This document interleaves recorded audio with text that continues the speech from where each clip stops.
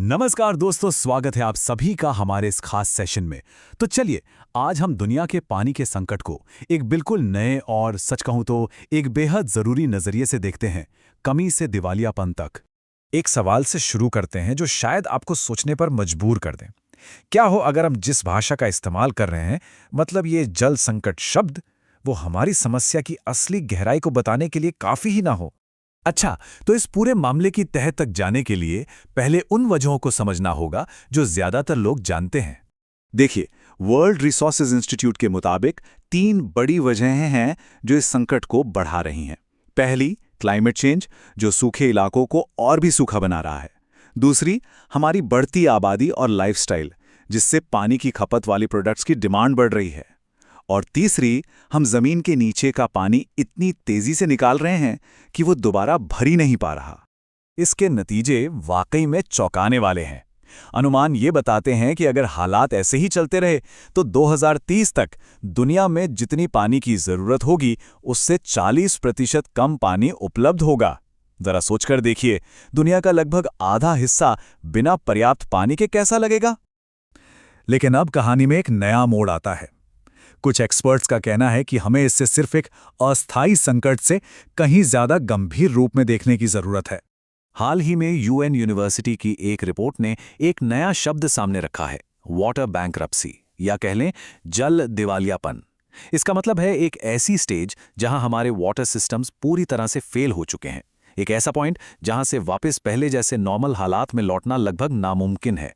इस रिपोर्ट के जो लेखक हैं, उनका तर्क है कि इस फेलियर को मानना ही आगे होने वाले बड़े नुकसान से बचने का पहला कदम है। ये मानना कि हां, हम दिवालिया हो चुके हैं, हमें समस्या की गंभीरता को समझने और फिर सही कदम उठाने के लिए मजबूर कर सकता है। तो सोचने का ये जो फर्क है ना, यही सबसे जरूरी बात है। देखिए, संकट एक बीमार मरीज की तरह है जिसके ठीक होने की पूरी उम्मीद होती है, लेकिन दिवालियापन एक ऐसी स्थिति है जहां सिस्टम ही फेल हो चुका है और अब हमें जीने का एक नया तरीका खोजना होगा। ये वापस नॉर्मल होने के बारे में नहीं है, बल्कि एक नई कड़वी सच्चाई को अपनाने के बारे में है। और सुनिए, ये कोई ख्याली पुलाव नहीं है, इसके सबूत हमें अपनी आंखों के सामने दिख रहे हैं दुनिया भर में। अरल सागर का लगभग गायब हो जाना, ईरान की उर्मिया झील और अफ्रीका की चाड झील का सूखना, ये सब इस बात का सबूत है कि हम एक ऐसी हद पार कर चुके हैं जहां से लौटना बहुत मुश्किल है। अब ये सिर्फ पर्यावरण का मसला नहीं है, बिल्कुल नहीं। वाटर बैंक्रप्सी का सीधा असर दुनिया की इकोनॉमी पर और हम सब की जेब पर पड़ता है। बैंक फॉर इंटरनेशनल सेटलमेंट्स की एक रिसर्च है जिसमें 169 देशों का डेटा इस्तेमाल करके पानी की मौजूदगी और देश की आर्थिक सेहत के बीच का कनेक्शन दिखाया गया है। जैसा कि इस मैप में आप देख सकते हैं, दुनिया के कई बड़े आर्थिक सेंटर पहले से ही पानी की भारी किल्लत से जूझ रहे हैं। सबसे पहली और सीधी बात जो सामने आई, जैसे जैसे पानी की कमी बढ़ती है, देश की जीडीपी ग्रोथ धीमी हो जाती है। सीधी सी बात है, जब फैक्ट्रियों को चलाने और फसलें उगाने के लिए पानी ही नहीं होगा तो पूरी इकोनॉमी पर असर तो पड़ेगा ही। और जब इकोनॉमी सुस्त पड़ती है तो इसका असर इन्वेस्टमेंट पर भी पड़ता है।